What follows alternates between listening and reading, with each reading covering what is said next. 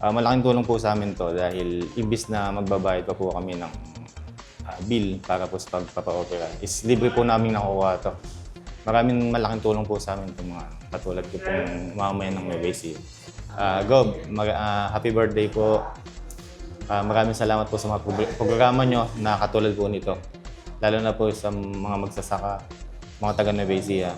Maraming salamat po, Gob. Mabuhay po. Isinagawa ng pamahalaang panlalawigan ng Nueva Ecija sa pamamagitan ng Provincial Health Office ang Surgical Caravan o Serohano ng Alagang Umali. Isang programang naglalayong maghatid ng libreng serbisyo para sa mga Novo Ecijano na nangangailangan ng agarang atensyong medikal. Ginawa ang naturang medical mission noong January 22, 2026 sa ELJ Memorial Hospital bilang bahagi ng advokasya ng pamahalaang panlalawigan na gawing mas abot kamay ang serbisyong pangkalusugan, lalo na para sa mga pasyenteng walang kakayahang tustusan ang gastusin sa operasyon. Sa ilalim ng programa, matagumpay na naisagawa ang 5 major operations, kabilang ang mga kaso ng breast mass at operasyon sa bato sa apido o cholecystectomy. Bukod dito, naisagawa rin ang 14 na minor operations na tumutok sa pagtanggal ng mga cyst matapos dumaan ang mga pasyente sa masusing screening at pagsusuri ng mga espesyalista. Pasalamat ko po na merong libre, yung nabawasan yung pangailangan namin. Yun po, maraming salamat po, Gob Umali. Isa rin si Rochelle Araw mula sa lungsod ng Gapan ang napabilang sa mga benepisyaryo ng Serohano ng Alagang Umali. Anya, matagal na ang kanyang iniindang karamdaman sa kanyang magkabilang dibdib, mga bukol na nagbibigay ng pangamba sa kanyang buhay.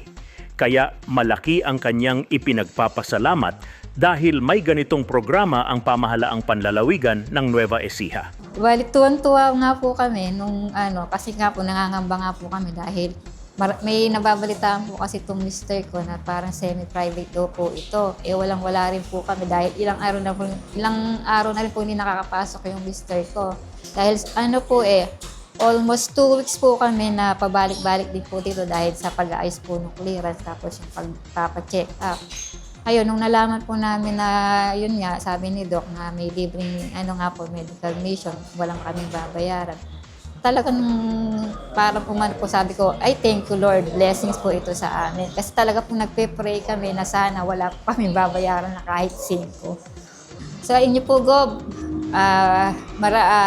have a blessed birthday and more blessings to come po sa inyo at sa inyo po ang nais ko pong iparating na sana po ay marami pa po kayong matulungan at lumawig pa po ang inyong programa tulad po nito. Maraming salamat po. Ang aktibidad ay isinagawa ng mga lisensyado at bihasang surgeon, katuwang ang mga medical staff ng ospital.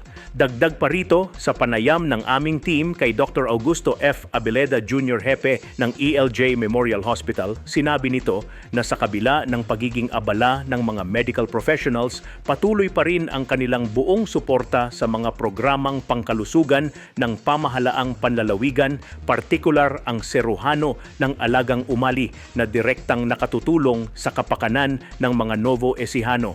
Kasi po, siyempre, suportado natin sa kabubuti ng ating mga kababayan, 100% suportado ng kami mga doktor. Kasi po, ang ating mahal na gobernador, yung talagang sinasabi nila na bigyan ng kalagahan ang kalusugan ng bawat Noviciano. Kaya kami mga doktor, talagang 100% suporta sa mga ganitong programa. Tapos sa kagaganda at kabubuti ng ating mga kababayan. Dagdag pa ni Dr. Abeleda, mahalaga ang pagtutulungan ng pamahalaang panlalawigan at ng mga pampublikong ospital upang mas mapalawak ang serbisyong medikal at mas maraming pasyente ang makinabang mula sa mga libreng operasyon.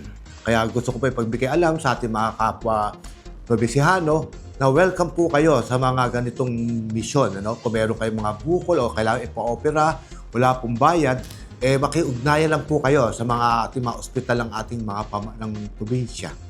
Ang naturang surgical caravan ay bahagi rin ng handog kaarawan para sa ama ng lalawigan, Governor Aurelio M. Umali, bilang pasasalamat at patunay ng malasakit sa kalusugan ng mga Novo Ecijano. Sa pagtatapos ng aktibidad, sama-samang nagpaabot ng pagbati ang mga hepe ng district hospitals ng lalawigan para sa isang maligayang kaarawan sa gobernador. Happy birthday, Oily!